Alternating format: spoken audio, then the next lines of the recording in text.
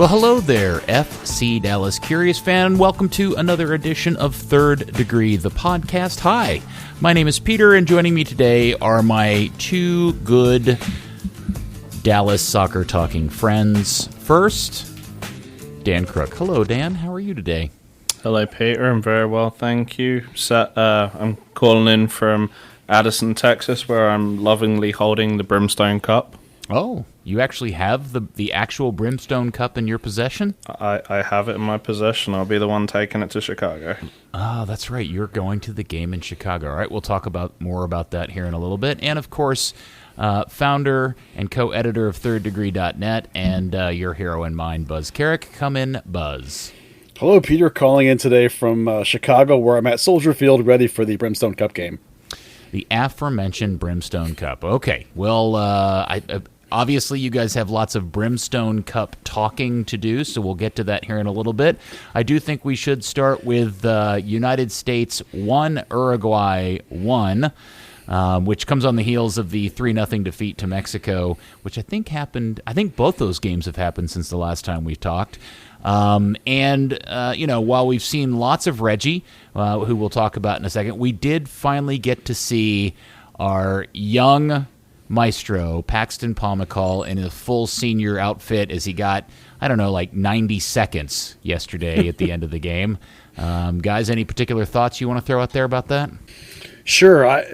That was actually more than I expected him to play, the 5 minutes that he got to play. As Berhalter said before the camp started, that Paxton was being brought in for a taste, that it was a test of how he would react to the step up in speed of play, step up to the senior national team environment, see how the young man did with that, and sort of just get him in the loop for the future. And so that camp was a test, and Paxton himself said the first 3 days or so he struggled a little bit, but then he got on the page and figured it out. So the fact that Berhalter, so I went in assuming he wasn't going to play either game, and so the fact that Berhalter brought him in at the end of the second game, to me, speaks volumes as to him having passed that test. Yeah, and now hopefully Berhalter will look for him for more in the future. Yeah, Berhalter had actually been on the record stating that he did not anticipate Paxton was going to play in either game. And as the Uruguay game continued to chug along and more subs came in and the time kept wasting away, I was convinced we weren't going to see him, which as a fan of Football Club Dallas, I was somewhat relieved about, because we know that Paxton's been dealing with some hamstring issues, and man, it would have sucked if he had exacerbated those with any time playing an absolutely meaningless game.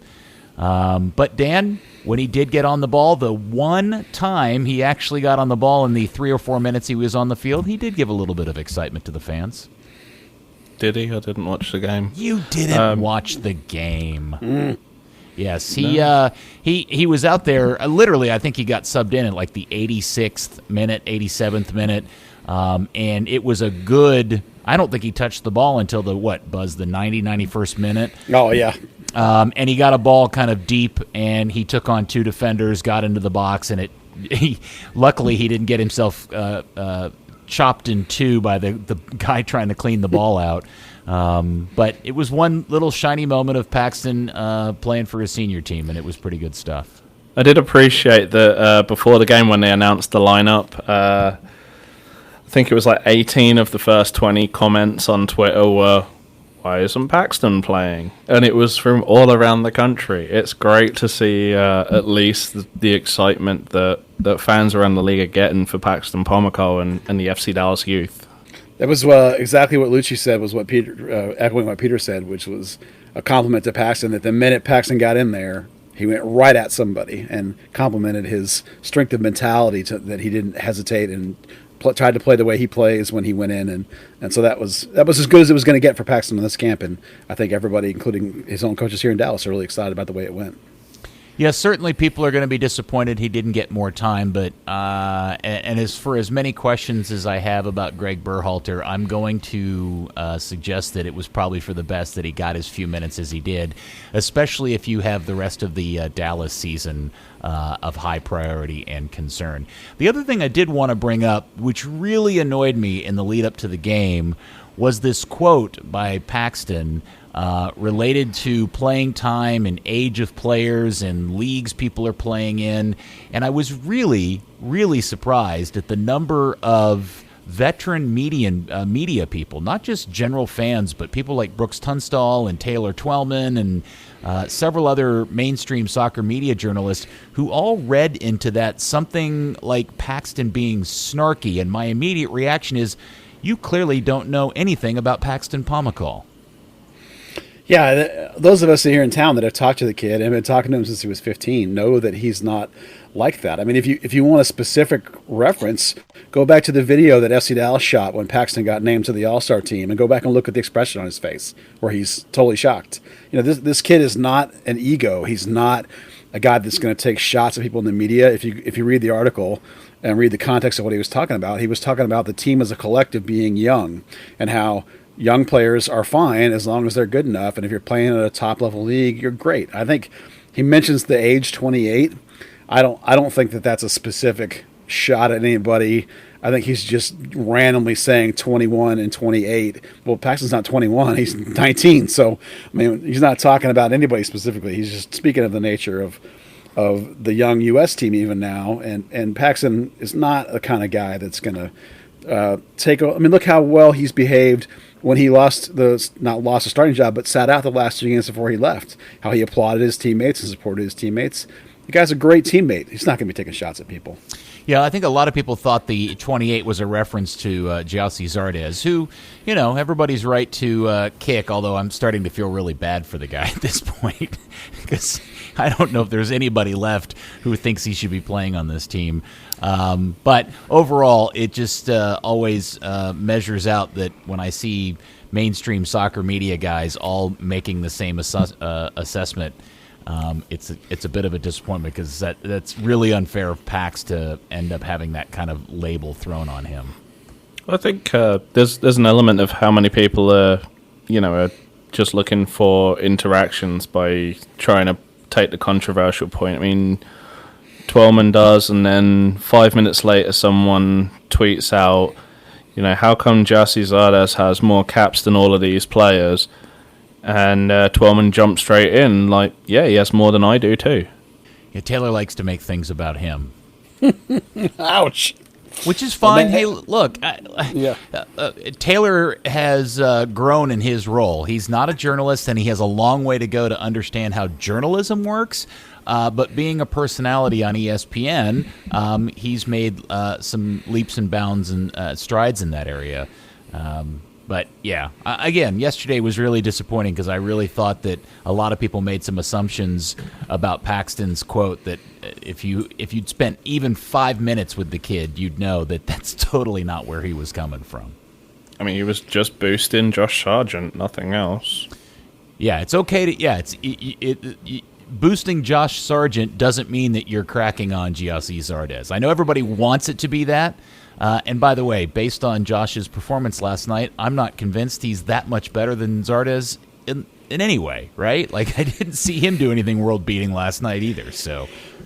Well, consider also Altidor's 29 and Bobby Wood's 26 and whoever else you want to name that are the prime of their career strikers that, if you're making a direct Josh Sargent comparison, I think people are blown out of proportion. We all know Paxton well enough to know what kind of guy he is, or at the very least, what kind of statements he makes in the media. And he never does that kind of thing. He never takes shots at people. He's always 100% supportive of his teammates. There was some other social media action going on and discussions with some other journalists about the contract status of Paxton and some other parts of his quotes about him having his personal aim of getting to Europe as quickly as possible. And again, this is another example of people who aren't here locally, who don't cover the guy directly, who have never talked to him personally, that really just have kind of a twisted understanding. Buzz, why don't you set everybody straight on what Paxton's contractual situation is with Dallas and what he has said publicly about his plans for himself, both with Dallas and going to Europe? Sure. The first thing to understand is that homegrown deals are done by the league office. They take them out of the club's hands, and almost every single homegrown player signs a 3-year plus 2 individual option years. And so that's what Paxton has, just like Jesus Ferreira does, just like Brian Reynolds does, just like Reggie Cannon does. All four of those guys are this year in the third year of their original homegrown deal. The club has 2 single-year options on all those players, which could be 2020 and 2021. The club has already started talking to all 4 of those guys on some level or another. The club has said flat out they don't want to just pay them what those options are, because the options are really low as to what they signed when they were 15 years old. That's not fair to Paxton, specifically in this case. So there's a dialogue happening there. One important factor is going to be the new CBA that's coming, the new collective bargaining agreement. So nothing's going to happen until that gets done, because no player or team will sign anything when they don't know what the new structure is going to be. So you can expect at the end of the season that all those options are going to get picked up, and then the CBA will happen at some point, however long that takes, and then they'll get some new deals done with all these guys. So Paxton, the team has said they want to get Paxton on a new 2 to 3 year deal. Paxton has not officially said great to that, but when he talks about the team specifically, he doesn't talk about, I got to get out of here, I got to get to Europe real quick. He talks about his comfort level. He talks about wanting to be an all-star here. He talks about wanting to be an MVP type player here. So I don't think, based on my conversations with him, and he is savvy enough that he hasn't flat out said one thing or another, because he doesn't want to box himself in, but he does talk about FC Dallas in a positive way, and he does talk about how happy he is with the club and with his life, and with, he's from here, his family's here, presumably his girlfriend is here, or whatever he's got going socially off the field, because I don't pay attention to that stuff. So, I don't think the kid's in a massive hurry to get out of here. And I think the team really wants to keep him around for, what they could keep him around for is the 2 years for sure, but they want to pay him more. And so those 2 years, maybe 3 years, make perfect sense. And I think that's where this is all heading. Dan, my suggestion from several weeks ago that FC Dallas sign him to $1 million contract each year seems not so far-fetched now, does it? Oh, it didn't at the time, really. It was, 200 grand over what Buzz and I also said. Definitely that US cap raises value. Yeah, definitely doesn't seem far-fetched now. Yeah, I certainly think that if you want to say that Paxton's open commitment to staying in Dallas for the near future has yet to be tested by a legitimate offer from a European club. Like that suddenly, you would totally understand why that point of view or that attitude would change if suddenly, Dortmund called and said, "Hey, kid, we want you to come here," or some decent EPL team suddenly wanted him, or something like that. You would totally get it. Well, it has been tested in some sense. He had a lot of offers as a youth. That's one of the reasons, they cited for him having the 19 jersey. But now there is actual cash that people can wave in front of him and say, "Hey, we can sign you to a professional deal now." It's kind of a whole new ball game. Yeah, that's the X factor in all of this, is when you get to the winter window. For which is the main window for MLS teams, but that's the middle season transfer window for almost everybody else.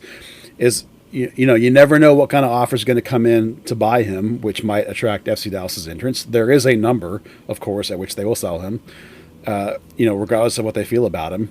And just as there is a number for Paxton that makes sense. I mean, it's like, as much as he might be happy here and love to stay here, if you throw enough money at the kid, he's going to go.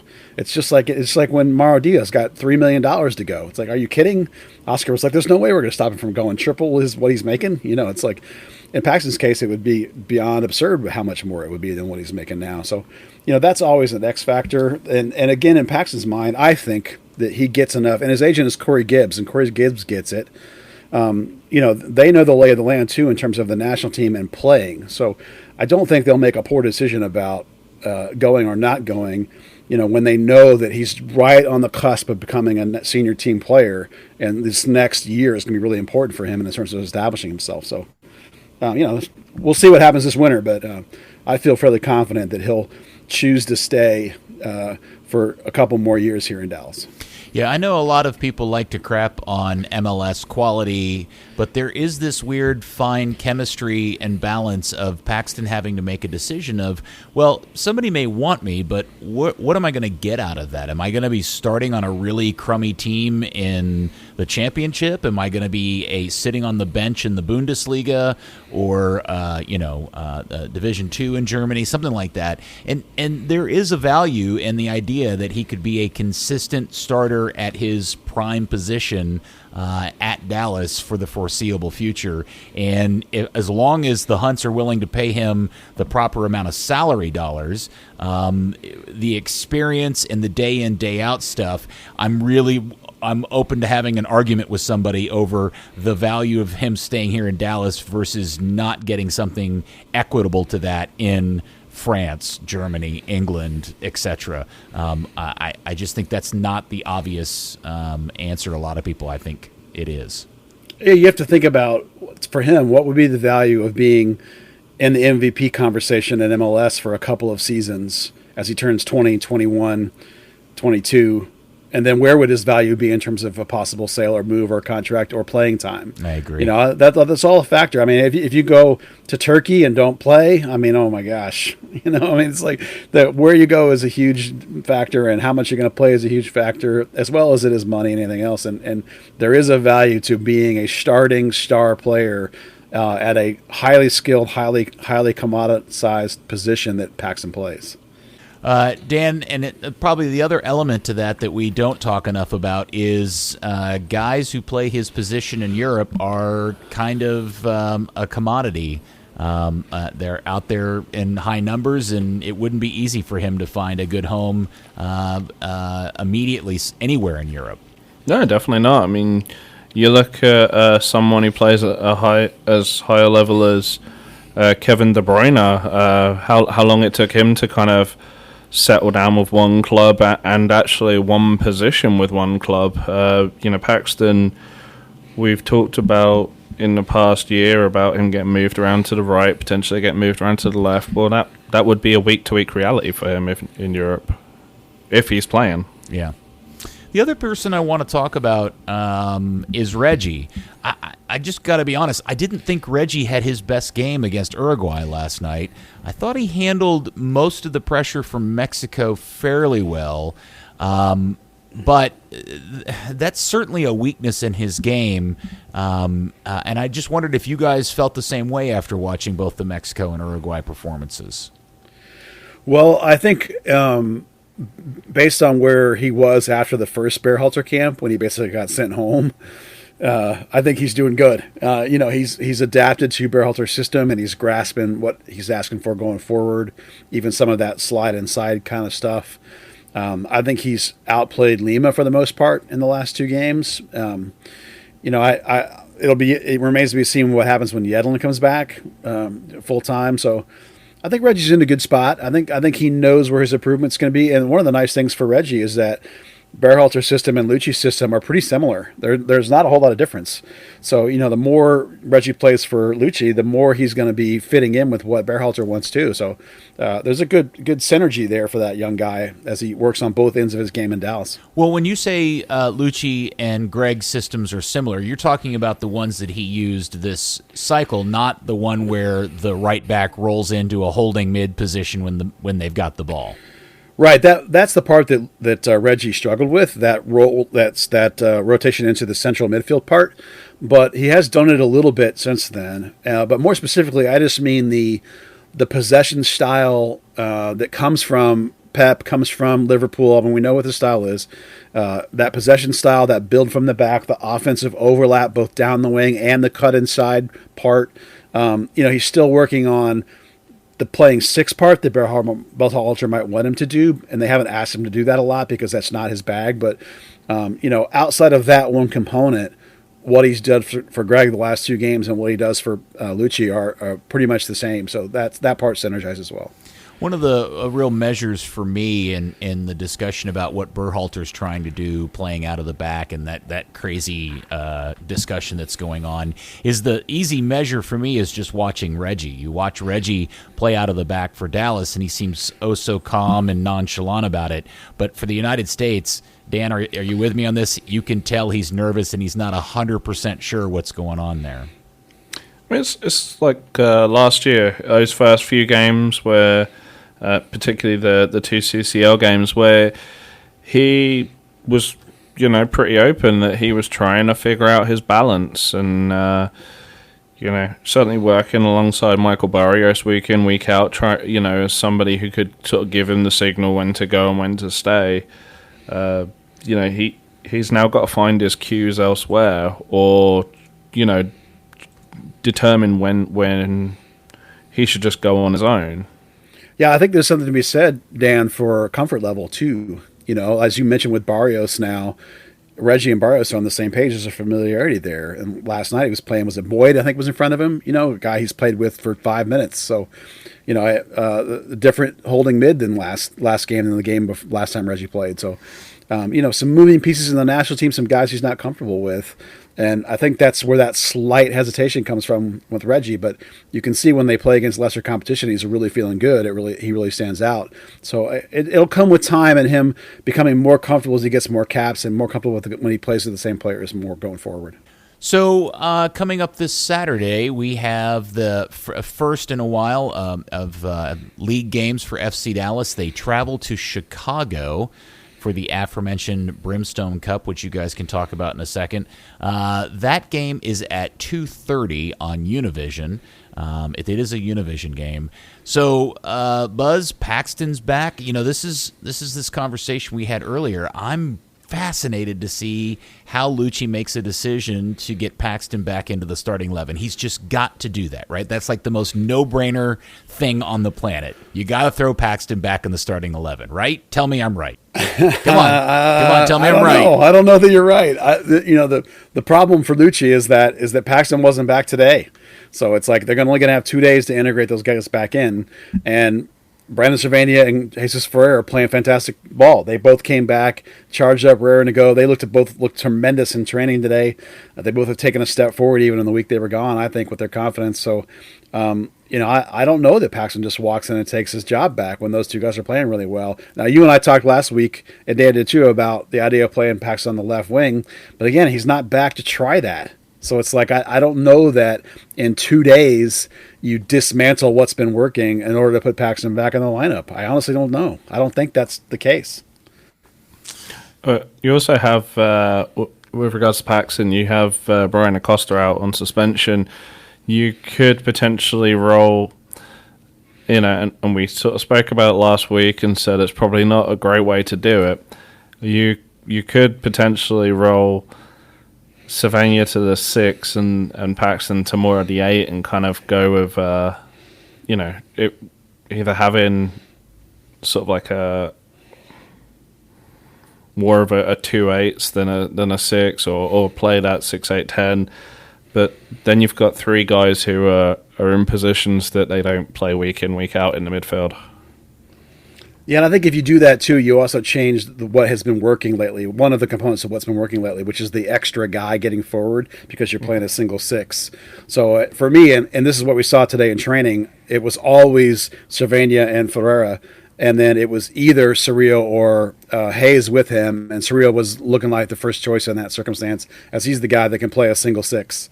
So, and looks pretty good coming back from U23 camp as well. So, I think that's the default, unfortunately. And Acosta's suspended, so that's easy, and then you can have Paxton come off the bench, and maybe you can play him on the left again, possibly, assuming that Badji starts again on the left, and maybe you can sub Paxton in, and maybe he looks good and sharp. And then when you come to the Seattle game 5 days later, on that Wednesday game, maybe there's a chance to rotate a little bit, possibly, and get some different people in. But I think for the first game, Lucci said today that it's 100% about Chicago, that he can't think about Seattle at all because of the playoff chase. So I honestly don't think Paxton starts. But come on. I mean, doesn't his 6 minutes playing out on the left for the U.S. men's national team count towards, playing that position for Dallas? I would have thought a whole season playing on the left for Oscar Pereja would have counted for that, but it doesn't seem to have.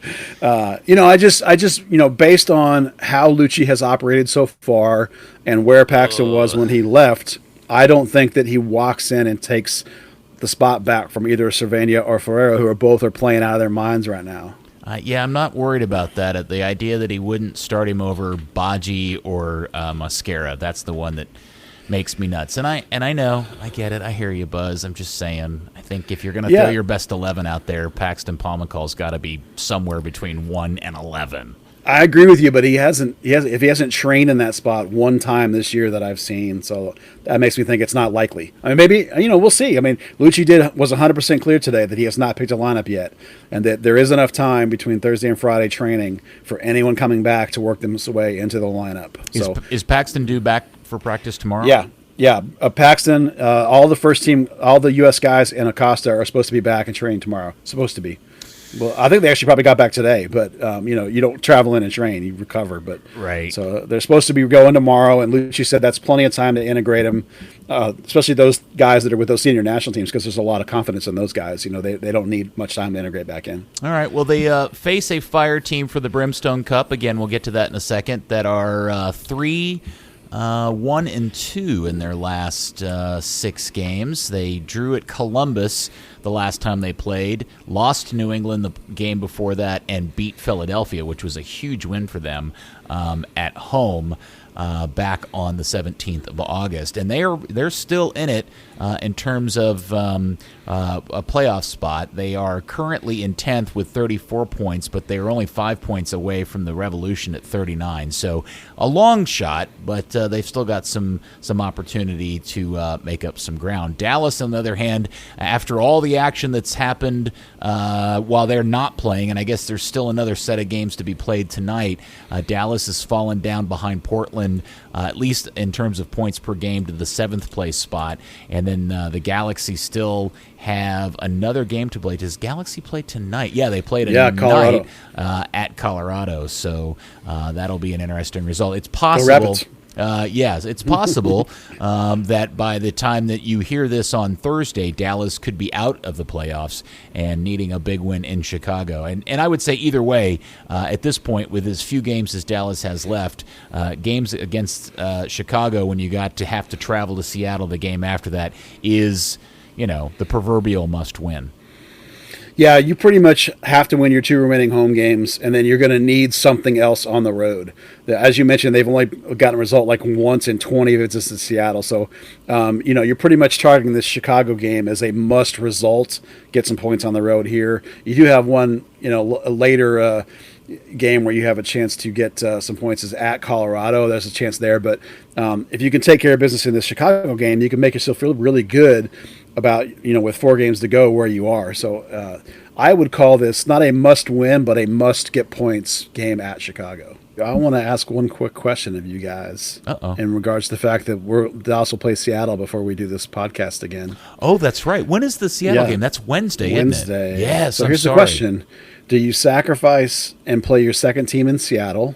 That way you can focus for your home game on the next Saturday. And will that decision be affected by how many points you get or don't get in Chicago? Or do you have to play your first team every game and get maximum points possible over the stretch run? I think it's an interesting question.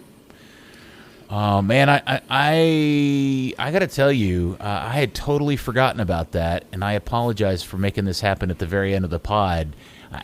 Yes, if they get 3 points in Chicago, I think you can make some adjustments. If they do not get 3 points in Chicago, you've got to throw out your best 11, which also includes Paxton Pomacall. Yeah, it does. In Seattle for sure.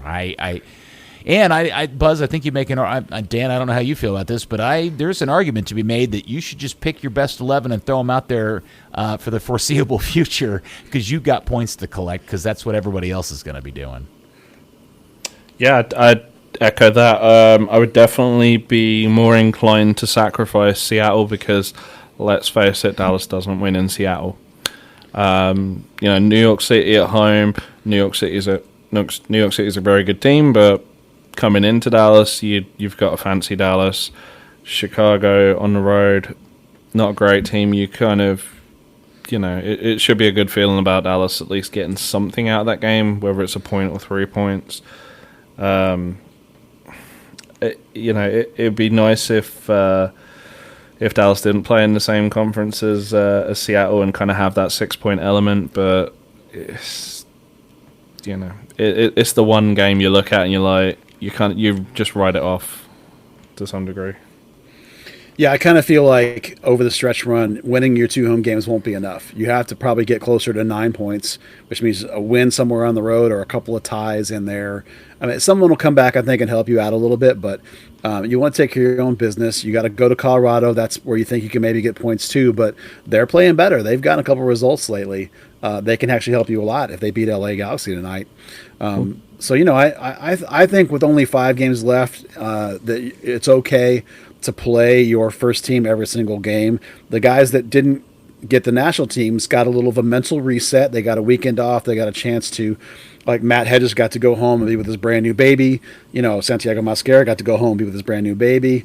Various guys got a moment to refresh their mind. And the guys that went to national, with brand new babies. But you still refresh your mind and you get away from soccer a little bit, and that's good at this point in the season. And the guys that went to the national team have come back charged up.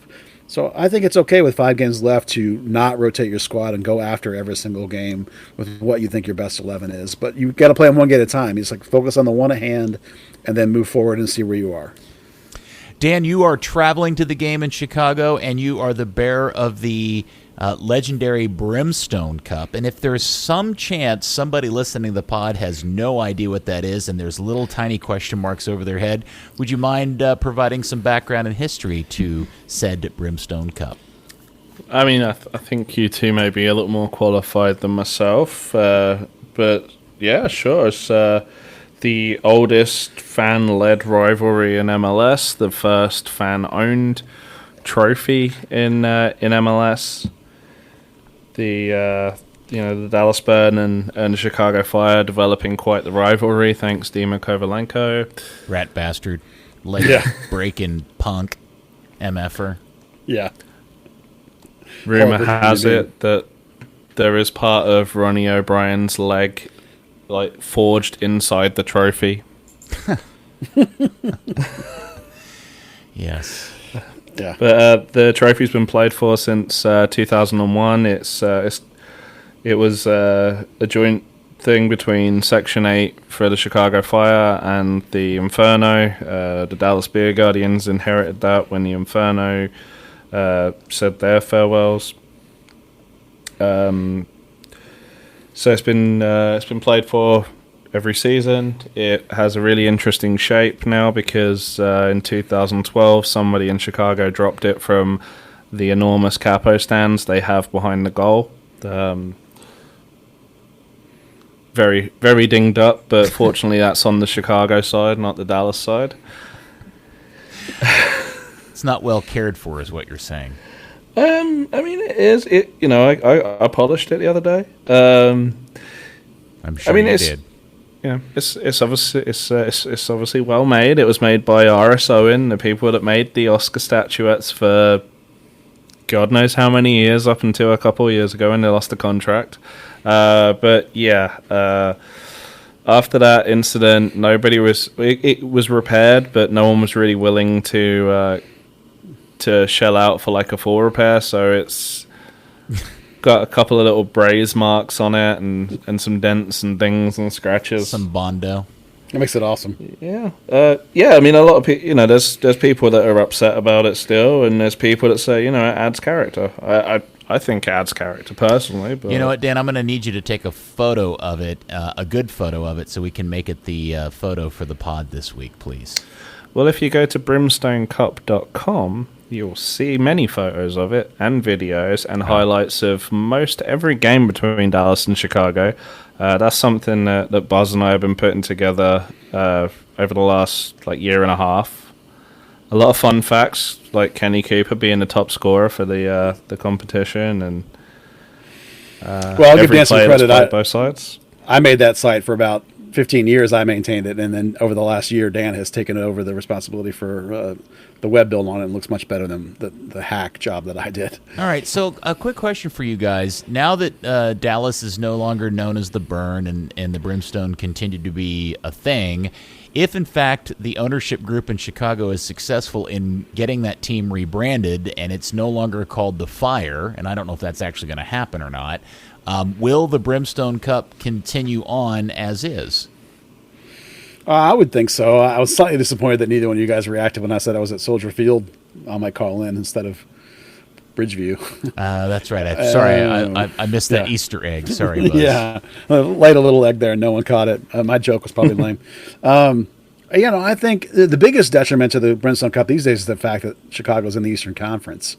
I mean, I have a hope that as MLS expands and maybe there's going to be a Central Conference someday again, and maybe the two teams will get back together. But, there's enough history there that I hope the fans can continue to maintain it and keep it going. I don't think it would matter if the Fire rebranded. I mean, FC Dallas is not the Dallas Burn anymore, and if Chicago Fire was some other name, I don't think they're going to change. It's too good of a brand. But even if they were, that might just add a little more mystique to the name of why in the world is they play for this cup called the Brimstone Cup when neither team has anything to do with that. But that'll be kind of fun. I want to throw in real quickly. My favorite Brimstone Cup moment is the goal that was started that Zarco Rodriguez scored with 3 seconds left, or that started from Zarco. I think I can't remember which one it was, against the Chicago Fire to knock them out. Back when the clock ticked down at the Cotton Bowl, Peter, you probably remember this goal. Yep. There was something like 7 seconds left on the clock, and Dallas Burn took the ball all the way up the length of the field and scored with 3 seconds left to eliminate Chicago. That was a pretty exciting moment in Brimstone Cup history. Yeah. Obviously, it was. I was never a big fan of Ron Newman, the coach of the Wiz. I didn't like him or his goofy son.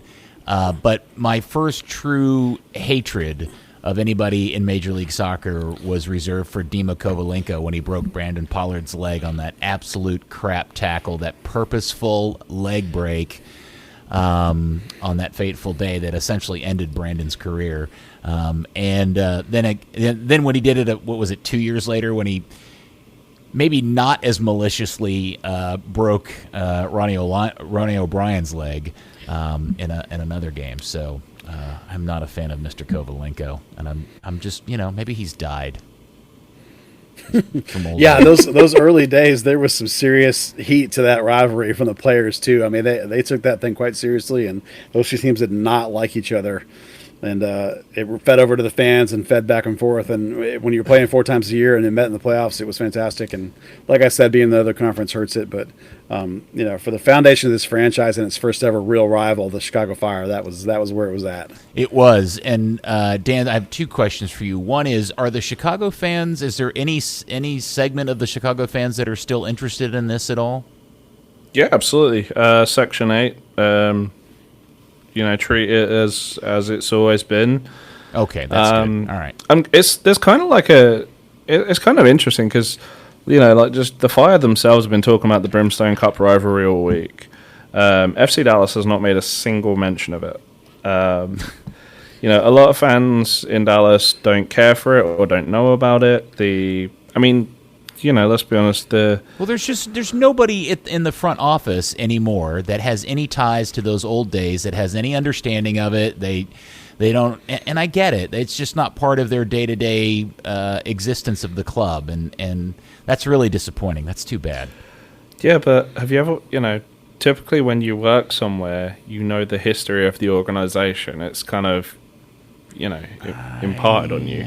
Yeah, I think most of that departed with Oscar, with Jason Minnick, and definitely with Bobby Hammond. When Bobby Hammond left, the totality of all the memories and knowledge of all things dating back to 1996 largely went out the door. Well, yeah, now history began in 2002, 2003. Yeah, it does whenever the Hunt squad sometimes, yeah. Just in time for South Lake. That's too bad. Field. Yeah, those are the days. Okay, so that game is a 2:30 start on Saturday on Univision, the Brimstone Cup. A very important game. Now, the other important thing to note that took place this week was with the kids. Huntsman Jr., as I like to call them, North Texas Soccer Club is quite an achievement for those guys, and another clobbering on their part. Yeah, they continue to clobber almost anybody that comes to Dallas, and with their win this weekend, they've now clinched the top 2 finishes in the league, and they only have 4 games left, I think it is, so maybe it's 3, can't remember exactly.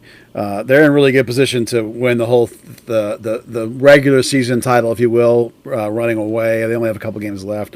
You know, they continue to use a mix of FC Dallas players that aren't playing very much. Your Johnny Nelsons, your Ja'Cory Hayes, and your Colin Montgomerys, and then a whole bunch of their guys and several academy kids. Like 16-year-old Jonathan Gonzalez started at left back again, a guy who's a high priority signing target. So they continue to run over USL 1 without any problems, and they've got to be the favorite for the whole thing at this point. And another big win, another good performance. Went right up against the U.S. national team game, unfortunately, so probably not a lot of people were watching it, but they play some great football. Arturo Rodriguez had a goal and an assist. He should be your league MVP in that league. Damus is your leading scorer in that league with now 16 goals. I mean, it's a terrific team, and they play great soccer, and it's a lot of fun to watch. This would probably be the best time for us to have included John because he's the computer that can instantly pull up this stuff. But I'm going to guess, in general, road records in USL 1 are pretty crappy across the board. That probably is the case. Let me dial it up real quick, and I'll tell you. Yeah, I just because the question as this inaugural season is rolled on, and it's become very clear that without much effort, North Texas is a class above everybody else that's playing in this division. The question then becomes, when does participating in USL 1 suddenly lose its luster and value, which was the whole point to North Texas in the first place, and then there's this sudden urge for them to go play in the top division of USL? Well, to answer the question, they're 5-4-2 on the road. I imagine they're the only team above 500 on the road. That's part of the problem or the issue that we've been talking about this team from the get-go.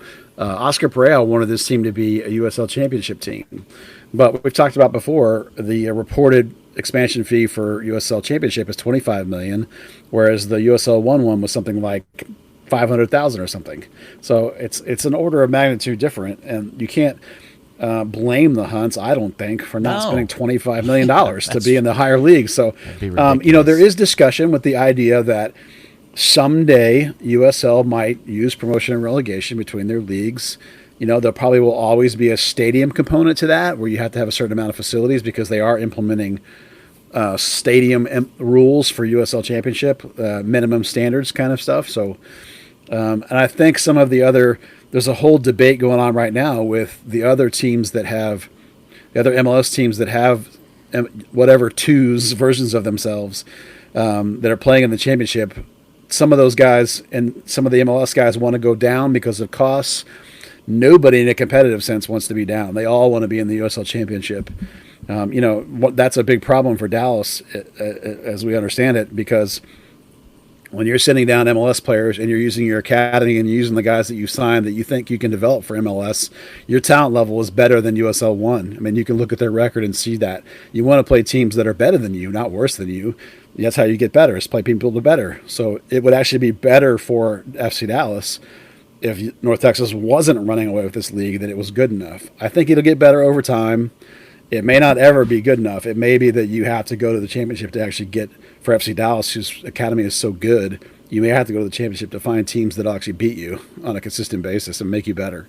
Yeah, that would certainly that would be an ironic twist if, after finally getting off the pot and putting together a USL team, You put a team together so good that you're in a position where where your only solution to really make something out of it is to spend $25 million to play in the better division. I don't know what Clark and Hunt would do with themselves if they were really forced to have to make a choice. I mean, I do know what they would do. I totally know. They're going to stay in one. They're not going to spend the money to do it. Yeah. But that certainly would be an ironic result, considering how long we've all waited for them to put this team together, only to find out all of the other stuff they've been doing so well is so successful that they've put a team together that just isn't actually getting anything out of playing in the league. I think there's a day when this league is valuable enough and rich enough as a collective league that they require every MLS team to have a U23 team, and there's an MLS U23 league for them to all play in by themselves. I mean, the reason we have the 6 or 7 teams that run a second team, they're in either USL 1 or 2 because there's nowhere else to go. So, I can foresee a day that happens where, where everybody is big enough and everybody has enough people to do it. So I think the long term, that's the solution. The short term, you're going to just have to hope that the league gets better. I mean, there's a couple more teams coming in with MLS2 teams apparently, and there's a couple of teams coming in being found in other places, and hopefully the level of play gets better. It's also worth keeping in mind this is the first year of USL League One. Teams were constructing their rosters and really didn't know. Nobody really knew what the level was actually going to be. We hoped it was going to be close to USL Championship. We feared it would be closer to USL 2, which, I mean, it has been. A couple of the teams have really just stepped up from USL 2. Hopefully now that the North Texas SC has set that bar, there'll be, some teams striving to get closer to it, and and especially with the newer teams, if there's somebody investing in there hoping to compete, that will actually, see some, not the 4-0 from last night. Well, good luck to them. They've locked up. Did you guys say they've locked up a home field advantage through the semifinals? Yeah. Well, there only is semifinals. Well, 4 teams make the playoffs, but they have locked up the home field. So the game's at Toyota Stadium on October 12th. And they don't know somebody. They don't know who they're playing.